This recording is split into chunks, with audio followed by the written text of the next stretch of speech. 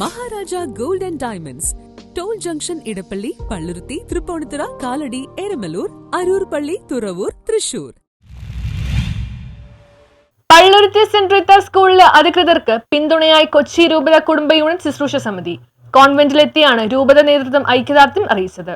ഹിജാബ് പ്രശ്നത്തിൽ വ്യക്തമായ നിലപാടുകൾ എടുത്ത Palluruthy saint Rita school management ഐക്യദാർഢ്യവും പിന്തുണയും അറിയിക്കുവാൻ കൊച്ചി രൂപത കുടുംബ യൂണിറ്റ് ശുശ്രൂഷ സമിതി ഭാരവാഹികൾ കോൺവെന്റ് സന്ദർശിച്ചു. കുടുംബ യൂണിറ്റിന്റെ രൂപത ഡയറക്ടർ ഫാദർ ബെന്നി തൊപ്പിപ്പറമ്പിലും pastoral centre director father Joseph ചിറാപ്പള്ളിയുടെയും നേതൃത്വത്തിലാണ് രൂപത നേതൃത്വം സിസ്റ്റേഴ്സിനെ കാണാൻ എത്തിയത്.